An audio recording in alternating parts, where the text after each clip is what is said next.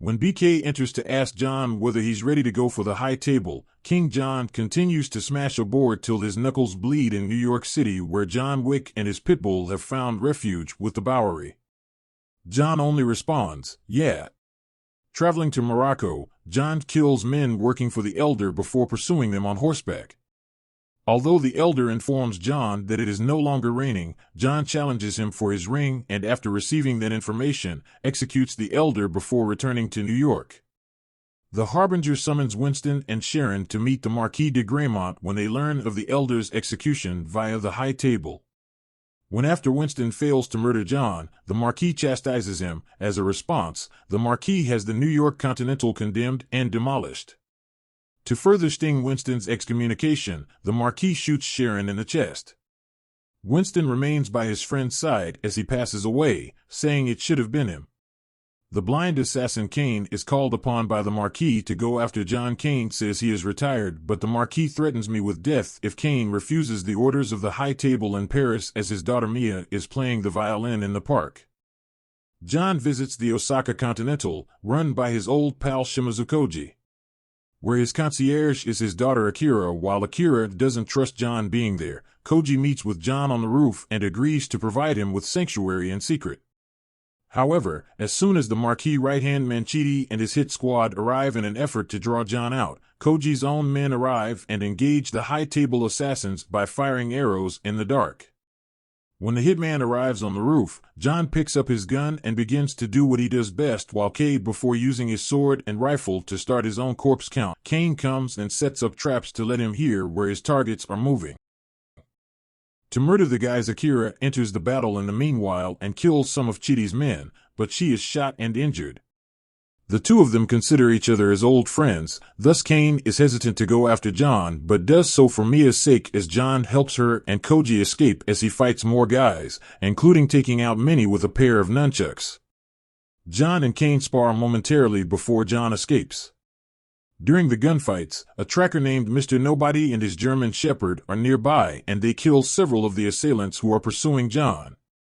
Mr. Nobody wants the contract on John's head as well. He argues that the current hit, worth $20 million, is insufficient, so he is assisting John. As Koji and Akira are fleeing, they come across Kane, an old friend of Koji's. Koji forbids Kane to pursue John, and the two engage in a sword duel.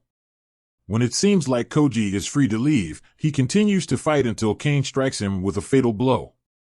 Kane warns Akira not to use her father's sword to harm him so that she does not meet the same fate, and he promises to see her again. Akira is holding her father's body as he passes away. When Akira arrives at the railway station, the Harbinger talks to the Marquis about the needless bloodshed at the Osaka Continental, but the Marquis says it is necessary to not only kill John Wick but to destroy the idea of him as an untouchable and unkillable figure. The Marquis is then visited by Mr. Nobody, who threatens to kill Kane if he doesn't kill him. Winston meets with Bowery King because they both know them and still being close to John makes them targets. Mr. Nobody impales his hand in response to his demand for a $23 million contract to assassinate John the Marquis, forcing him to decide between pulling the knife out or taking his hand out to reveal his ambitions. The Marquis complies to Mr. Nobody's request when he cuts between his fingers and removes his hand. Although it is widely believed that high-table duel are only myths, John meets Winston at Karen's tomb and expresses his condolences for the loss of his friend.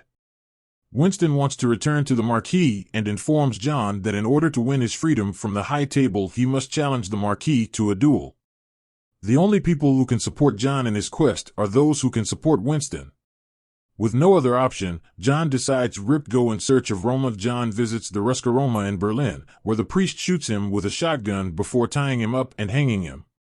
There, he meets his adoptive sister Katya, who is furious with him because the Elder's death caused the Marquis to order the execution of her father Pyotr, who would have supported John in the duel. Katya tells John to track down a German high-table member named Killa, the one who murdered her father, after John offers to help him atone for his transgressions. The three settle down for a card game with Killa where Killa cheats before having his men go for the three assassins while Kane and Mr. Nobody hold their own against the thugs. For tracing John down, Kane and Mr. Nobody join John at the Killless nightclub where they are also present. In the middle of unaware clubgoers, John pursues the killer across the whole establishment. Killer pushes John while using his power and size against him. Killer's soldiers pursue John and meet predictable gory ends. John uses a card to cut off his neck and battles him. Although the killer knocks John over the balcony, it is insufficient to stop him. Eventually, John corners Killer and knocks him over a stairway, sending him plummeting till he hits the ground head first, killing him. John then uses one of Killer's gold teeth as evidence of his passing, showing it to Katya, who responds favorably and assists John through the ceremony where he is branded with the family's quest and given support for the duel. Winston visits the Marquis with the official challenge document from John for the duel. Despite the Marquis trying to decline, Winston reminds him that he is still bound to the high table and its customs, so he must carry out the duel in addition. However, the Marquis tells Winston that he will be John's second, so if John dies, so will he. Winston insists that if John wins, Winston will no longer be excommunicado and that this Continental would be uncondemned and rebuilt as it were with his management reinstalled. The Harbinger preside over them as John enters to discuss the terms of the duel. They will meet at the Sake in Paris at sunrise and will duel with guns.